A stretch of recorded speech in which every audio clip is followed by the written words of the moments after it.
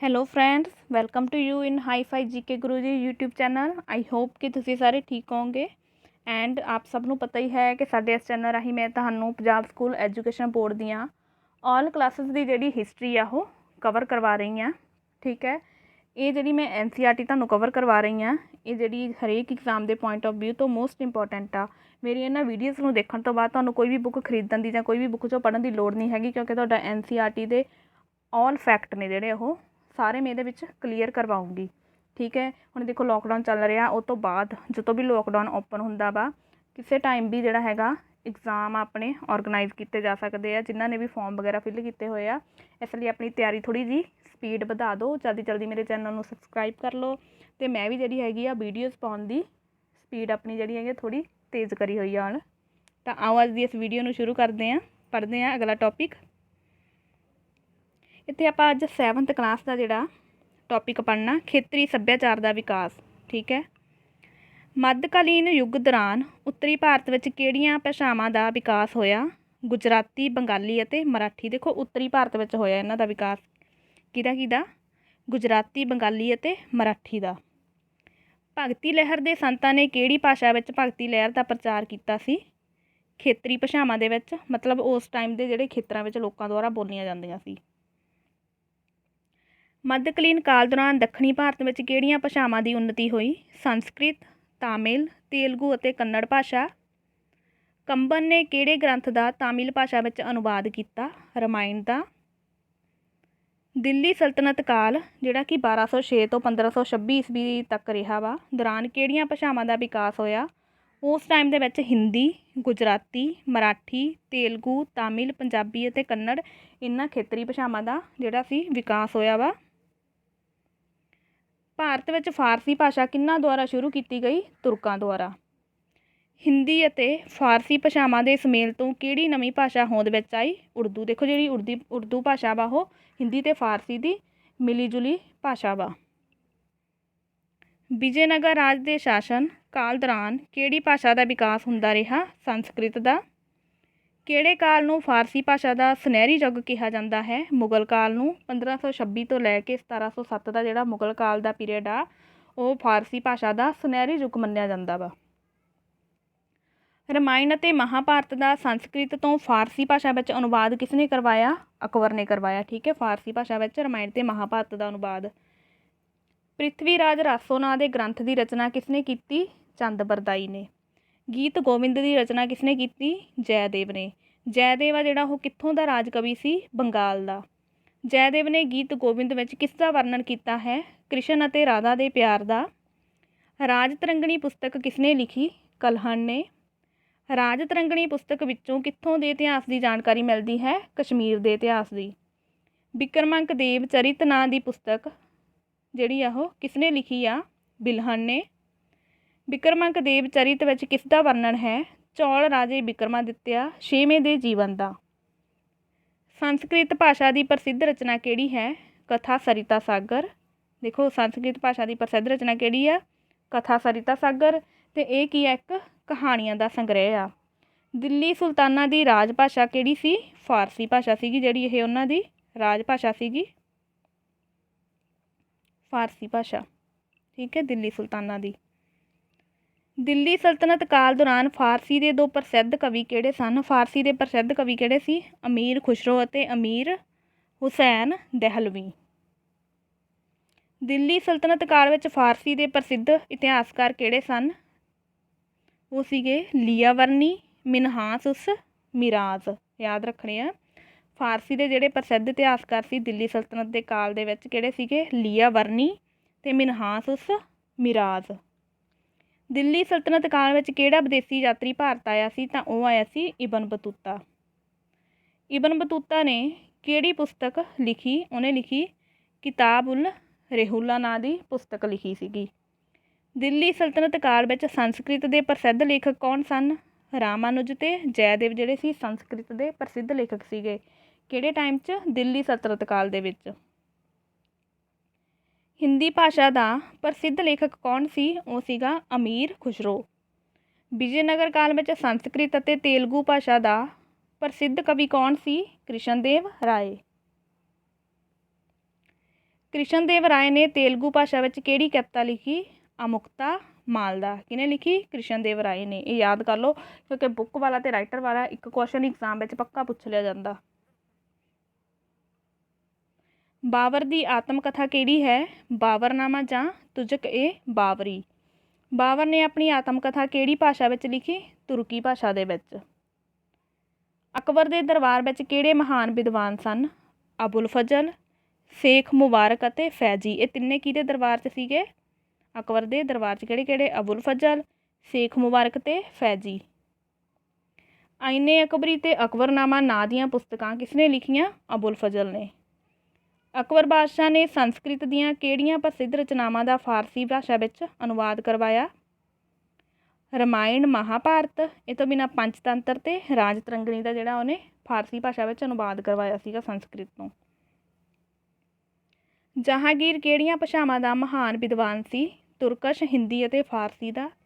ਜਹਾਂਗੀਰ ਦੀ ਆਤਮ ਕਥਾ ਦਾ ਨਾਂ ਕੀ ਸੀ? ਤੁਜ਼ਕ ਏ ਜਹਾਂਗੀਰੀ। ਤੁਜ਼ਕ ਏ ਜਹਾਂਗੀਰੀ ਕਿਸ ਭਾਸ਼ਾ ਵਿੱਚ ਲਿਖੀ ਗਈ ਹੈ? ਫਾਰਸੀ ਭਾਸ਼ਾ ਵਿੱਚ। ਜਹਾਂਗੀਰ ਦੇ ਦਰਬਾਰ ਦੇ ਪ੍ਰਸਿੱਧ ਹਿੰਦੀ ਲੇਖਕਾਂ ਦੇ ਨਾਂ ਦੱਸੋ। ਉਹਦੇ ਦਰਬਾਰ ਵਿੱਚ ਜਿਹੜੇ ਹਿੰਦੀ ਲੇਖਕ ਸੀਗੇ ਕੌਣ ਕੌਣ ਸੀਗੇ? ਰਾਏ ਮਨੋਹਰ ਦਾਸ, ਭੀਸ਼ਨ ਦਾਸ ਤੇ ਕੇਸ਼ਵ ਦਾਸ। ਠੀਕ ਹੈ, ਤਿੰਨ ਯਾਦ ਰੱਖਣੇ ਆ ਕੌਣ ਕੌਣ? ਰਾਏ ਮਨੋਹਰ ਦਾਸ, ਭੀਸ਼ਨ ਦਾਸ ਤੇ ਕੇਸ਼ਵ ਦਾਸ। ਠੀਕ ਆ, ਤਿੰਨੇ ਦਾਸ ਆ, ਯਾਦ ਰੱਖਣਾ ਜਹਾਂਗੀਰ ਦੇ ਦਰਬਾਰ 'ਚ। ਕਿਹੜਾ ਬਾਦਸ਼ਾਹ ਸਾਹਿਤ ਦਾ ਪ੍ਰੇਮੀ ਸੀ? ਉਹ ਸੀਗਾ ਸ਼ਾਹਜਹਾਂ। ਸ਼ਾਹਜਹਾਂ ਦੇ ਦਰਬਾਰੀ ਲੇਖਕ ਕੌਣ ਸਨ? ਅਬਦੁਲ ਹਮੀਦ ਲਾਹੌਰੀ ਅਤੇ ਮੁਹੰਮਦ ਸਦੀਕ। ਦੋ ਸੀਗੇ ਉਹਦੇ ਦਰਬਾਰੀ ਲੇਖਕ ਕੌਣ ਕੌਣ? ਅਬਦੁਲ ਹਮੀਦ ਲਾਹੌਰੀ ਅਤੇ ਮੁਹੰਮਦ ਸਦੀਕ। ਪਾਤਸ਼ਾਹਨਾਮਾ ਕਿਸ ਦੀ ਰਚਨਾ ਹੈ? ਅਬਦੁਲ ਹਮੀਦ ਲਾਹੌਰੀ ਦੀ। ਸ਼ਾਹਜਹਾਂਨਾਮਾ ਕਿਸ ਦੀ ਰਚਨਾ ਹੈ? ਮੁਹੰਮਦ ਸਦੀਕ ਦੀ। ਫਤਵਾ-ਏ-ਆਲਮਗੀਰੀ ਪੁਸਤਕ ਕਿਸਨੇ ਲਿਖਵਾਈ? ਔਰੰਗਜ਼ੇਬ ਨੇ। ਮੁੰਤਖਿਬ ਉਲ ਲੁਬਾਬ ਨਾਂ ਦਾ ਗ੍ਰੰਥ ਕਿਸਨੇ ਲਿਖਿਆ? ਖਾਫੀ ਖਾਂ ਨੇ। ਠੀਕ ਹੈ, ਕਿਹੜਾ ਗ੍ਰੰਥ ਲਿਖਿਆ? ਮੁੰਤਖਿਬ ਉਲ ਲੁਬਾਬ। ਕਾਗਜ਼ਾਂ ਉੱਪਰ ਚਿੱਤਰਕਾਰੀ ਕਿਸ ਕਾਲ ਵਿੱਚ ਸ਼ੁਰੂ ਹੋਈ? ਰਾਜਪੂਤ ਕਾਲ ਦੇ ਵਿੱਚ ਕਾਗਜ਼ਾਂ ਉੱਪਰ ਜਿਹੜੀ ਸੀ ਚਿੱਤਰਕਾਰੀ ਦਾ ਕੰਮ ਸ਼ੁਰੂ ਹੋਇਆ ਸੀ। ਰਾਜਪੂਤ ਕਾਲ ਵਿੱਚ ਚਿੱਤਰਕਲਾ ਦੀ ਕਿਹੜੀ ਸ਼ੈਲੀ ਦੀ ਵਰਤੋਂ ਕੀਤੀ ਜਾਂਦੀ ਸੀ? ਪਾਲ ਅਤੇ ਅਪਭ੍ਰੰਸ਼ ਸ਼ੈਲੀ ਦੀ। ਦੇਖੋ ਦੋਸ਼ ਨੇ ਕਿਹੜੀ ਪਾਲ ਅਤੇ ਅਪਭ੍ਰੰਸ਼ ਸ਼ੈਲੀ ਦੀ ਵਰਤੋਂ ਕੀਤੀ ਜਾਂਦੀ ਸੀ ਚਿੱਤਰਕਲਾ ਦੇ ਲਈ। ਅਪਭ੍ਰੰਸ਼ ਸ਼ੈਲੀ ਦੇ ਚਿੱਤਰਾਂ ਵਿੱਚ ਕਿਹੜੇ ਰੰਗਾਂ ਦੀ ਵਰਤੋਂ ਕੀਤੀ ਗਈ ਸੀ? ਜ਼ਿਆਦਾਤਰ ਲਾਲ ਅਤੇ ਪੀਲੇ ਰੰਗਾਂ ਦੀ। ਆਹ ਕੁਐਸਚਨ ਹੈ ਜਿਹੜਾ 2019 ਦਾ ਜਿਹੜਾ ਸੀਟੈਟ ਦਾ ਹੋਇਆ ਸੀਗਾ ਪੇਪਰ, ਉਹਦੇ ਵਿੱਚ ਪੁੱਛਿਆ ਗਿਆ ਸੀਗਾ ਚਿੱਤਰਕਲਾ ਦੇ ਰੰਗਾਂ ਨੂੰ ਲੈ ਕੇ।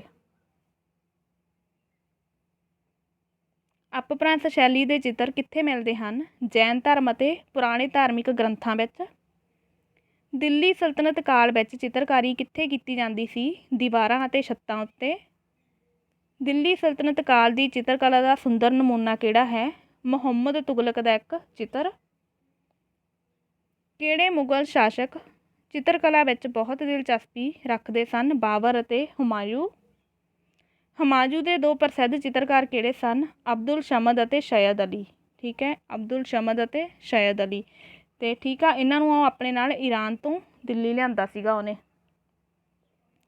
ਕਿਹੜੇ ਮੁਗਲ ਬਾਦਸ਼ਾਹ ਨੇ ਚਿੱਤਰਕਲਾ ਦੇ ਵਿਕਾਸ ਲਈ ਇੱਕ ਵੱਖਰੇ ਵਿਭਾਗ ਦੀ ਸਥਾਪਨਾ ਕੀਤੀ ਸੀ? ਅਕਬਰ ਨੇ। ਅਕਬਰ ਦੇ ਦਰਬਾਰ ਦੇ ਪ੍ਰਸਿੱਧ ਚਿੱਤਰਕਾਰ ਕੌਣ ਸਨ? ਦਸਵੰਤ ਅਤੇ ਬਾਸਬਾਨ। ਇਹ ਯਾਦ ਰੱਖਣੇ ਆ, ਉਹਦੇ ਪ੍ਰਸਿੱਧ ਚਿੱਤਰਕਾਰ ਕੌਣ ਆ? ਦਸਵੰਤ ਅਤੇ ਬਾਸਬਾਨ। ਕਿਹੜਾ ਮੁਗਲ ਸ਼ਾਸਕ ਆਪ ਇੱਕ ਚੰਗਾ ਚਿੱਤਰਕਾਰ ਸੀ? ਦੇਖੋ ਇਹ ਤੋਂ ਬਿਨਾਂ ਇਹਨਾਂ ਦੂਜਿਆਂ ਦੇ ਤਾਂ ਦਰਬਾਰੀ ਸੀਗੇ, ਬਟ ਜਿਹੜਾ ਜਹਾਂਗੀਰ ਸੀਗਾ ਉਹ ਖੁਦ ਵੀ ਇੱਕ ਚੰਗਾ ਚਿੱਤਰਕਾਰ ਸੀਗਾ। ਇਹ ਕੁਐਸਚਨ ਮੋਸਟ ਇੰਪੋਰਟੈਂਟ ਆ। ਜਹਾਂਗੀਰ ਦੇ ਰਾਜਕਾਲ ਦੌਰਾਨ ਕਿਹੜੀ ਚਿੱਤਰਕਾਰੀ ਦਾ ਵਿਕਾਸ ਹੋਣਾ ਸ਼ੁਰੂ ਹੋ ਗਿਆ? ਸੂਖਮ ਚਿੱਤਰਕਾਰੀ ਦਾ। ਠੀਕ ਹੈ, ਅੱਗੇ ਹੈ ਜਹਾਂਗੀਰ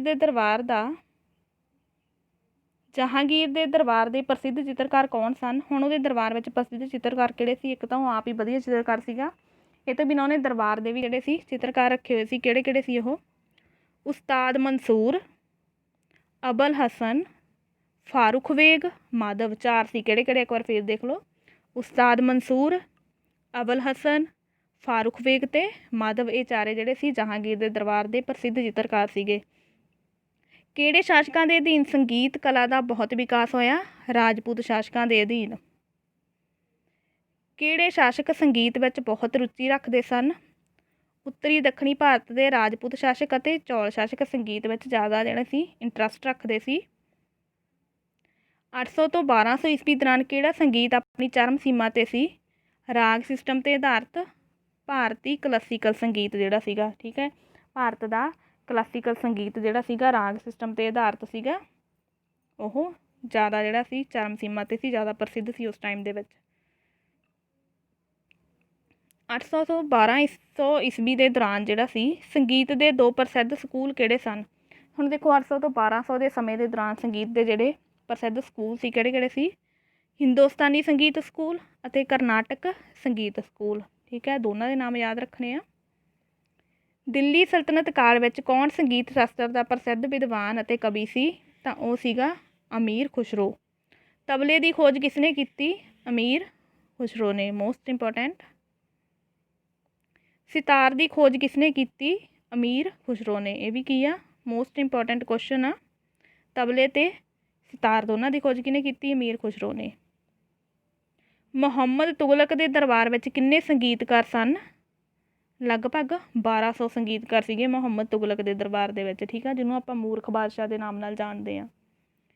ਕਿਹੜਾ ਸ਼ਾਸਕ ਹਰੇਕ ਸ਼ੁੱਕਰਵਾਰ ਵਾਲੇ ਦਿਨ ਇੱਕ ਸੰਗੀਤ ਸਭਾ ਬੁਲਾਉਂਦਾ ਸੀ? ਤਾਂ ਉਹ ਸੀਗਾ ਮੁਹੰਮਦ ਤੁਗਲਕ ਦਾ ਉੱਤਰਾਧਿਕਾਰੀ ਫਿਰੋਜ਼ ਤੁਗਲਕ। ਗਵਾਲੀਅਰ ਦਾ ਕਿਹੜਾ ਰਾਜਪੂਤ ਰਾਜਾ ਸੰਗੀਤ ਪ੍ਰੇਮੀ ਸੀ? ਰਾਜਾ ਮਾਨ ਸਿੰਘ। ਰਾਜਾ ਮਾਨ ਸਿੰਘ ਦੇ ਪ੍ਰਸਿੱਧ ਦਰਬਾਰੀ ਸੰਗੀਤਕਾਰ ਕਿਹੜੇ ਸਨ? ਬੈਜੂ ਅਤੇ ਪਾਂਡਵੀ। ਬੈਜੂ ਅਤੇ ਪਾਂਡਵੀ ਨੇ ਕਿਹੜੇ ਦੋ ਗ੍ਰੰਥ ਲਿਖੇ? ਸੰਗੀਤ ਸ਼ਾਸਤਰ ਮੀਮਾਂਸਾ ਅਤੇ ਸੰਗੀਤ ਰਾਜ, ਦੋ ਗ੍ਰੰਥ ਲਿਖੇ ਇਹਨਾਂ ਨੇ ਬੈਜੂ ਤੇ ਪਾਂਡਵੀ ਨੇ, ਸੰਗੀਤ ਸ਼ਾਸਤਰ ਮੀਮਾਂਸਾ ਅਤੇ ਸੰਗੀਤ ਰਾਜ। ਅੱਗੇ ਹੈ ਕਿਹੜਾ ਮੁਗਲ ਬਾਦਸ਼ਾਹ ਸੰਗੀਤ ਦਾ ਪ੍ਰੇਮੀ ਨਹੀਂ ਸੀ? ਔਰੰਗਜ਼ੇਬ ਸੀਗਾ, ਜਿਹੜਾ ਬਿਲਕੁਲ ਸੰਗੀਤ ਨੂੰ ਪਸੰਦ ਨਹੀਂ ਕਰਦਾ ਸੀ, ਕੱਟੜ ਵਿਰੋਧੀ ਸੀ ਉਹ ਸੰਗੀਤ ਦਾ। ਕਿਹੜੇ ਮੁਗਲ ਬਾਦਸ਼ਾਹ ਸੰਗੀਤ ਦੇ ਮਹਾਨ ਪ੍ਰੇਮੀ ਸਨ? ਤਾਂ ਉਹ ਸੀਗੇ ਬਾਬਰ ਅਤੇ ਹੁਮਾਯੂੰ। ਕਿਹੜਾ ਮੁਗਲ ਬਾਦਸ਼ਾਹ ਹਫ਼ਤੇ ਵਿੱਚ 2 ਦਿਨ ਅਲੱਗ ਬੈਠ ਕੇ ਸੰਗੀਤ ਸੁਣਦਾ ਸੀ? ਤਾਂ ਉਹ ਸੀਗਾ ਹੁਮਾਯੂੰ। ਦੇਖੋ ਇੱਦਾਂ ਦੀ ਜਿਹੜੀ ਇਨਫੋਰਮੇਸ਼ਨ ਆ NCERT ਵਿੱਚੋਂ ਮਿਲ ਰਹੀ ਆ, ਹੋਰ ਕਿਤੋਂ ਨਹੀਂ ਮਿਲ ਰਹੀ ਆਪਾਂ ਨੂੰ। ਕਿਹੜਾ ਮੁਗਲ ਬਾਦਸ਼ਾਹ ਇੱਕ ਗਾਇਕ ਸੀ ਅਤੇ ਉਸਨੂੰ ਸੰਗੀਤ ਦੇ ਸੁਰ ਅਤੇ ਤਾਲ ਦਾ ਪੂਰਾ ਗਿਆਨ ਸੀ? ਅਕਬਰ। ਅਕਬਰ ਦੇ ਦਰਬਾਰ ਦਾ ਪ੍ਰਸਿੱਧ ਸੰਗੀਤਕਾਰ ਕਿਹੜਾ ਸੀ? ਤਾਨਸੇਨ। ਉਸਨੇ ਬਹੁਤ ਸਾਰੇ ਰਾਗ ਅਤੇ ਰਾਗਨੀਆਂ ਲਿਖੀਆਂ। ਕਿਹਨੇ? ਤਾਨਸੇਨ ਨੇ, ਠੀਕ ਆ, ਇਹ ਅਕਬਰ ਦੇ ਦਰਬਾਰ ਦਾ ਪ੍ਰਸਿੱਧ ਸੰਗੀਤਕਾਰ ਸੀਗਾ। ਅਕਬਰ ਦੇ ਦਰਬਾਰ ਦੇ ਹੋਰ ਕਿਹੜੇ ਦੋ ਉੱਚ ਕੋਟੀ ਦੇ ਗਾਇਕ ਸਨ? ਉਹ ਸੀਗੇ ਬੈਜੂ ਬਾਵਰਾ ਅਤੇ ਸੂਰਦਾਸ। ਕਿਹੜੇ ਬਾਦਸ਼ਾਹ ਨੇ ਹਿੰਦੀ ਦੇ ਕਈ ਗੀਤ ਲਿਖੇ? ਜਹਾਂਗੀਰ ਨੇ। ਦੇਖੋ ਜਹਾਂਗੀਰ ਵਿੱਚ ਦੋਨੇ ਕੁਆਲਿਟੀਆਂ ਸੀ, ਉਹਨੇ ਹਿੰਦੀ ਦੇ ਗੀਤ ਵੀ ਲਿਖੇ ਤੋਂ ਬਿਨਾਂ ਵਧੀਆ ਚਿੱਤਰਕਲਾ ਵੀ ਕਰ ਲੈਂਦਾ ਸੀ। ਸ਼ਾਹਜਹਾਂ ਕਿਹੜੇ ਰਾਗ ਦਾ ਬਹੁਤ ਸ਼ੌਕੀਨ ਸੀ? ਧੁੱਪਦ ਰਾਗ ਦਾ। ਮੁਗਲ ਕਾਲ ਦੌਰਾਨ ਗੁਰੂ ਅਰਜਨ ਦੇਵ ਜੀ ਨੇ ਕਿਹੜੇ ਗ੍ਰੰਥ ਦੀ ਰਚਨਾ ਕੀਤੀ? ਆਦਿ ਗ੍ਰੰਥ ਸਾਹਿਬ ਦੀ। ਬਾਬਾ ਫਰੀਦ ਸ਼ਕਰਗੰਜ ਦਾ ਜਨਮ ਕਦੋਂ ਹੋਇਆ? 1173 ਈਸਵੀ ਵਿੱਚ। ਬਾਬਾ ਫਰੀਦ ਜੀ ਕਿੱਥੋਂ ਦੇ ਸੂਫੀ ਸੰਤ ਸਨ? ਪੰਜਾਬ ਦੇ। ਪੰਜਾਬੀ ਸਾਹਿਤ ਦੇ ਮੋਢੀ ਕਿਸ ਨੂੰ ਕਿਹਾ ਜਾਂਦਾ ਹੈ? ਬਾਬਾ ਫਰੀਦ ਜੀ ਨੂੰ। ਬਾਬਾ ਫਰੀਦ ਜੀ ਨੇ ਆਪਣੀ ਬਾਣੀ ਦੀ ਰਚਨਾ ਕਿਸ ਭਾਸ਼ਾ ਵਿੱਚ ਕੀਤੀ? ਲਹਿੰਦੀ ਜਾਂ ਮੁਲਤਾਨੀ। ਬਾਬਾ ਫਰੀਦ ਜੀ ਕਿੰਨੀ ਬਾਣੀ ਗੁਰੂ ਜਿਹੜੇ ਨੇ ਉਹਨਾਂ ਦੀ ਕਿੰਨੀ ਬਾਣੀ ਗੁਰੂ ਗ੍ਰੰਥ ਸਾਹਿਬ ਵਿੱਚ ਸ਼ਾਮਿਲ ਆ? 112 ਸ਼ਲੋਕ ਅਤੇ 4 ਸ਼ਬਦ, ਠੀਕ ਹੈ। ਬਾਬਾ ਫਰੀਦ ਜੀ ਦੇ ਕਿੰਨੇ ਸ਼ਲੋਕ ਨੇ? 112 ਅਤੇ ਸ਼ਬਦ ਕਿੰਨੇ ਨੇ? 4, ਜਿਹੜੇ ਗੁਰੂ ਗ੍ਰੰਥ ਸਾਹਿਬ ਵਿੱਚ ਐਡ ਨੇ, ਦਰਜ ਨੇ। ਬਾਬਾ ਫਰੀਦ ਜੀ ਕਦੋਂ ਜੋਤੀ ਜੋਤ ਸਮਾਏ? 1265 ਈਸਵੀ ਵਿੱਚ। ਸ਼੍ਰੀ ਗੁਰੂ ਨਾਨਕ ਦੇਵ ਜੀ ਦਾ ਜਨਮ ਕਦੋਂ ਹੋਇਆ? 1469 ਈਸਵੀ ਵਿੱਚ। ਪੰਜਾਬੀ ਸਾਹਿਤ ਵਿੱਚ ਨਵੇਂ ਯੁੱਗ ਦਾ ਆਰੰਭ ਕਿਸ ਨੇ ਕੀਤਾ? ਗੁਰੂ ਨਾਨਕ ਦੇਵ ਜੀ ਨੇ। ਗੁਰੂ ਨਾਨਕ ਦੇਵ ਜੀ ਨੇ ਕਿਹੜੀਆਂ ਮਹੱਤਵਪੂਰਨ ਬਾਣੀਆਂ ਦੀ ਰਚਨਾ ਕੀਤੀ? ਜਪਜੀ ਸਾਹਿਬ, ਆਸ਼ਾ ਦੀ ਵਾਰ, ਸਿੱਧ ਗੋਸ਼ਟ, ਬਾਬਰ ਬਾਣੀ ਆਦਿ। ਗੁਰੂ ਨਾਨਕ ਦੇਵ ਜੀ ਕਦੋਂ ਜੋਤੀ ਜੋਤ ਸਮਾਏ? 1539 ਈਸਵੀ ਵਿੱਚ। ਗੁਰੂ ਅਰਜਨ ਦੇਵ ਜੀ ਦਾ ਜਨਮ ਕਦੋਂ ਹੋਇਆ? 1563 ਈਸਵੀ ਵਿੱਚ। ਗੁਰੂ ਅਰਜਨ ਦੇਵ ਜੀ ਨੇ ਆਦਿ ਗ੍ਰੰਥ ਸਾਹਿਬ ਦੀ ਰਚਨਾ ਕਦੋਂ ਕੀਤੀ? 1604 ਈਸਵੀ ਵਿੱਚ। ਗੁਰੂ ਅਰਜਨ ਦੇਵ ਜੀ ਨੇ ਆਦਿ ਗ੍ਰੰਥ ਸਾਹਿਬ ਵਿੱਚ ਕਿਹੜੇ ਗੁਰੂਆਂ ਦੀ ਬਾਣੀ ਦਰਜ ਕੀਤੀ? ਹਾਂਜੀ, ਪਹਿਲੇ 6 ਗੁਰੂ ਸਾਹਿਬਾਨ ਅਤੇ ਗੁਰੂ ਤੇਗ ਬਹਾਦਰ ਜੀ ਦੀ ਬਾਣੀ ਆ ਜਿਹੜੀ ਸ਼ਾਮਿਲ ਆ, ਬਟ ਗੁਰੂ ਅਰਜਨ ਦੇਵ ਜੀ ਨੇ ਪਹਿਲੇ ਜਿਹੜੇ ਸੀਗੇ 5 ਗੁਰੂ ਸਾਹਿਬਾਨਾਂ ਦੀ ਬਾਣੀ ਦਰਜ ਕੀਤੀ ਸੀ ਉਹਦੇ ਵਿੱਚ। ਗੁਰੂ ਨਾਨਕ ਦੇਵ ਜੀ, ਗੁਰੂ ਅੰਗਦ ਦੇਵ ਜੀ, ਗੁਰੂ ਅਮਰਦਾਸ ਜੀ, ਗੁਰੂ ਰਾਮਦਾਸ ਅਤੇ ਸ਼੍ਰੀ ਗੁਰੂ ਅਰਜਨ ਦੇਵ ਜੀ। ਠੀਕ ਆ, ਇਹਨਾਂ ਪੰਜਾਂ ਦੀ ਜਿਹੜੀ ਬਾਣੀ ਸੀਗੀ ਇਹ ਤਾਂ ਗੁਰੂ ਅਰਜਨ ਦੇਵ ਜੀ ਨੇ ਐਡ ਕੀਤੀ ਸੀ, ਬਟ ਬਾਅਦ ਦੇ ਵਿੱਚ ਸ਼੍ਰੀ ਗੁਰੂ ਤੇਗ ਬਹਾਦਰ ਜੀ ਦੀ ਬਾਣੀ ਨੂੰ ਵੀ ਸ਼ਾਮਿਲ ਕੀਤਾ ਗਿਆ ਸੀ, ਗੁਰੂ ਗੋਬਿੰਦ ਸਿੰਘ ਜੀ ਨੇ ਕਰੀ ਸੀਗੀ। ਠੀਕ ਹੈ, ਇਸ ਤਰ੍ਹਾਂ ਟੋਟਲ ਜਿਹੜੇ ਨੇ 6 ਗੁਰੂਆਂ ਦੀ ਬਾਣੀ ਦਰਜ ਸੀ ਉਹਦੇ ਵਿੱਚ, ਆਦਿ ਗ੍ਰੰਥ ਸਾਹਿਬ ਜੀ ਦੇ ਵਿੱਚ। ਸਿੱਖ ਗੁਰੂਆਂ ਤੋਂ ਇਲਾਵਾ ਹੋਰ ਕਿਹਨਾਂ ਦੀ ਬਾਣੀ ਗੁਰੂ ਗ੍ਰੰਥ ਸਾਹਿਬ ਵਿੱਚ ਦਰਜ ਹੈ? ਹਿੰਦੂ ਭਗਤਾਂ ਦੀ, ਸੂਫੀ ਸੰਤਾਂ ਅਤੇ ਭੱਟਾਂ ਦੀ ਬਾਣੀ। ਪੰਜਾਬੀ ਸਾਹਿਤ ਦੀ ਸਰਵਉੱਚ ਰਚਨਾ ਦਾ ਸਥਾਨ ਕਿਸ ਨੂੰ ਪ੍ਰਾਪਤ ਹੈ? ਸ਼੍ਰੀ ਗੁਰੂ ਗ੍ਰੰਥ ਸਾਹਿਬ ਨੂੰ। ਭਾਈ ਗੁਰਦਾਸ ਜੀ ਦਾ ਜਨਮ ਕਦੋਂ ਹੋਇਆ? 1551 ਈਸਵੀ ਵਿੱਚ। ਭਾਈ ਗੁਰਦਾਸ ਜੀ ਨੇ ਪੰਜਾਬੀ ਭਾਸ਼ਾ ਵਿੱਚ ਕਿੰਨੀਆਂ ਵਾਰਾਂ ਦੀ ਰਚਨਾ ਕੀਤੀ? 39 ਵਾਰਾਂ ਦੀ। ਗੁਰੂ ਅਰਜਨ ਦੇਵ ਜੀ ਨੇ ਕਿਸ ਦੀਆਂ ਵਾਰਾਂ ਨੂੰ ਗੁਰੂ ਗ੍ਰੰਥ ਸਾਹਿਬ ਦੀ ਕੁੰਜੀ ਕਿਹਾ ਹੈ? ਭਾਈ ਗੁਰਦਾਸ ਦੀਆਂ ਵਾਰਾਂ ਨੂੰ। ਸ਼੍ਰੀ ਗੁਰੂ ਗੋਬਿੰਦ ਸਿੰਘ ਜੀ ਦਾ ਜਨਮ ਕਦੋਂ ਹੋਇਆ? 1666 ਈਸਵੀ ਵਿੱਚ। ਗੁਰੂ ਗੋਬਿੰਦ ਸਿੰਘ ਜੀ ਦੀਆਂ ਰਚਨਾਵਾਂ ਬਾਰੇ ਦੱਸੋ। ਜਾਪ ਸਾਹਿਬ, ਬਚਿੱਤਰ ਨਾਟਕ, ਚੰਡੀ ਦੀ ਵਾਰ, ਅਕਾਲ ਉਸਤਤ ਅਤੇ ਜਫਰਨਾਮਾ। ਇਹ ਕਿਹਦੀਆਂ ਰਚਨਾਵਾਂ ਨੇ? ਗੁਰੂ ਗੋਬਿੰਦ ਸਿੰਘ ਜੀ ਦੀਆਂ। ਗੁਰੂ ਗੋਬਿੰਦ ਸਿੰਘ ਜੀ ਦੀਆਂ ਰਚਨਾਵਾਂ ਕਿੱਥੇ ਦਰਜ ਹਨ? ਦਸਮ ਗ੍ਰੰਥ ਵਿੱਚ। ਪੰਜਾਬੀ ਸਾਹਿਤ ਦੀ ਸਦੀਵੀ ਰਚਨਾ ਕਿਹੜੀ ਹੈ? ਚੰਡੀ ਦੀ ਵਾਰ। ਗੁਰੂ ਅਰਜਨ ਦੇਵ ਜੀ ਜੋਤੀ ਜੋਤ ਕਦੋਂ ਸਮਾਏ? 1606 ਈਸਵੀ ਵਿੱਚ। ਗੁਰੂ ਗੋਬਿੰਦ ਸਿੰਘ ਜੀ ਜੋਤੀ ਜੋਤ ਕਦੋਂ ਸਮਾਏ? 1708 ਈਸਵੀ ਵਿੱਚ। ਭਾਈ ਗੁਰਦਾਸ ਜੀ ਜੋਤੀ ਜੋਤ ਕਦੋਂ ਸਮਾਏ? 1637 ਈਸਵੀ ਵਿੱਚ। ਇਸ ਤੋਂ ਬਾਅਦ ਹੈ ਸ਼ਾਹ ਹੁਸੈਨ ਦਾ ਜਨਮ ਕਦੋਂ ਹੋਇਆ? 1538 ਈਸਵੀ ਵਿੱਚ। ਇਹ ਤੁਸੀਂ ਲਿਖ ਕੇ ਯਾਦ ਕਰ ਸਕਦੇ ਹੋ, ਜਿਹੜੇ ਸੰਨ ਵਾਲੇ ਕੁਐਸਚਨ ਨੇ। ਠੀਕ ਹੈ, ਸ਼ਾਹ ਹੁਸੈਨ ਕਿਹੜਾ ਕਵੀ ਸੀ? ਸੂਫੀ ਕਵੀ ਸੀ ਉਹ। ਸ਼ਾਹ ਹੁਸੈਨ ਨੇ ਕਿੰਨੀਆਂ ਕਾਫੀਆਂ ਦੀ ਰਚਨਾ ਕੀਤੀ? 165 ਕਾਫੀਆਂ ਦੀ। ਬੁੱਲੇ ਸ਼ਾਹ ਦਾ ਜਨਮ ਕਦੋਂ ਹੋਇਆ? 1680 ਈਸਵੀ ਵਿੱਚ। ਮੱਧਕਾਲ ਵਿੱਚ ਜਿਹੜਾ ਸੀ ਦੇਖੋ ਬੁੱਲੇ ਸ਼ਾਹ ਦਾ ਜਨਮ ਹੋਇਆ। ਬੁੱਲੇ ਸ਼ਾਹ ਨੇ ਕਿਹੜੀਆਂ ਰਚਨਾਵਾਂ ਦੀ ਰਚਨਾ ਕੀਤੀ? ਕਾਫੀਆਂ, ਛੀ ਹਰਫੀਆਂ, ਦੋਹਰੇ, ਅਠਵਾਰਾ, 12 ਆਦਿ ਜਿਹੜੀਆਂ ਸੀ ਰਚਨਾਵਾਂ ਦੀ ਰਚਨਾ ਕੀਤੀ ਸੀ। ਬੁੱਲੇ ਸ਼ਾਹ ਦੀ ਮੌਤ ਕਦੋਂ ਹੋਈ? 1758 ਈਸਵੀ ਵਿੱਚ। ਦਮੋਦਰ ਕਿਹੜੇ ਬਾਦਸ਼ਾਹ ਦਾ ਸਮਕਾਲੀ ਸੀ? ਅਕਬਰ ਦਾ। ਦਮੋਦਰ ਨੇ ਕਿਹੜੇ ਕਿੱਸੇ ਦੀ ਰਚਨਾ ਕੀਤੀ? ਹੀਰ ਰਾਂਝੇ ਦੇ ਕਿੱਸੇ ਦੀ ਲਹਿੰਦੀ ਜਾਂ ਮੁਲਤਾਨੀ ਪੰਜਾਬੀ ਬੋਲੀ ਵਿੱਚ ਰਚਨਾ ਕੀਤੀ। ਠੀਕ ਹੈ, ਅਤੇ ਹੀਰ ਅਤੇ ਰਾਂਝੇ ਦੇ ਕਿੱਸੇ ਦੀ ਸਭ ਤੋਂ ਪਹਿਲਾਂ ਰਚਨਾ ਵੀ ਦਮੋਦਰ ਨੇ ਕੀਤੀ ਸੀ। ਵਾਰਿਸ ਸ਼ਾਹ ਦਾ ਜਨਮ ਕਦੋਂ ਹੋਇਆ? 1710 ਈਸਵੀ ਵਿੱਚ। ਵਾਰਿਸ ਸ਼ਾਹ ਨੇ ਕਿਹੜੇ ਕਿੱਸੇ ਦੀ ਰਚਨਾ ਕੀਤੀ? ਹੀਰ ਨਾਂ ਦੇ ਪੰਜਾਬੀ ਕਿੱਸੇ ਦੀ। ਵਾਰਿਸ ਦੀ ਹੀਰ ਤਾਂ ਆਪਾਂ ਸਾਰੇ ਪੜ੍ਹਦੇ ਹਾਂ ਲਿਟਰੇਚਰ ਦੇ ਵਿੱਚ। ਠੀਕ ਹੈ, ਵਾਰਿਸ ਸ਼ਾਹ ਦੀ ਮੌਤ ਕਦੋਂ ਹੋਈ? 1798 ਈਸਵੀ ਵਿੱਚ। ਸ਼ਾਹ ਮੁਹੰਮਦ ਦਾ ਜਨਮ ਕਦੋਂ ਹੋਇਆ? 1782 ਈਸਵੀ ਵਿੱਚ। ਸ਼ਾਹ ਮੁਹੰਮਦ ਦੀ ਰਚਨਾ ਜਿਹੜੀ ਹੈਗਾ ਸ਼ਾਹ ਮੁਹੰਮਦ ਦੀ ਪ੍ਰਸਿੱਧ ਰਚਨਾ ਕਿਹੜੀ ਆ? ਜੰਗਨਾਮਾ। ਸ਼ਾਹ ਮੁਹੰਮਦ ਨੇ ਆਪਣੀ ਰਚਨਾ ਵਿੱਚ ਕਿਸ ਦੇ ਸਾਮਰਾਜ ਦੀ ਚੜ੍ਹਤ ਦੀ ਬਹੁਤ ਪ੍ਰਸ਼ੰਸਾ ਕੀਤੀ ਹੈ? ਮਹਾਰਾਜਾ ਰਣਜੀਤ ਸਿੰਘ ਦੇ। ਗੁਰੂ ਅਮਰਦਾਸ ਜੀ ਅਤੇ 22 ਸਿੱਖਾਂ ਦੇ ਚਿੱਤਰ ਕਿੱਥੋਂ ਪ੍ਰਾਪਤ ਹੋਏ ਹਨ? ਗੋਇੰਦਵਾਲ ਸਾਹਿਬ ਤੋਂ। ਇਸ ਦੇ ਨਾਲ ਹੀ ਮੇਰੀ ਅੱਜ ਦੀ ਵੀਡੀਓ ਖਤਮ ਹੁੰਦੀ ਆ। ਆਈ ਹੋਪ ਕਿ ਤੁਹਾਨੂੰ ਇਹ ਲੈਸਨ ਪਸੰਦ ਆਇਆ ਹੋਊਗਾ। ਇਸ ਨੂੰ ਲਾਈਕ ਕਰੋ, ਸ਼ੇਅਰ ਕਰੋ ਅਤੇ ਇਸ ਤਰ੍ਹਾਂ ਦੀਆਂ ਹੋਰ ਵੀਡੀਓਜ਼ ਦੇਖਣ ਲਈ ਸਾਡੇ ਚੈਨਲ ਨੂੰ ਸਬਸਕ੍ਰਾਈਬ ਕਰੋ। Thank you. ਮਿਲਦੇ ਹਾਂ ਨੈਕਸਟ ਵੀਡੀਓ 'ਚ।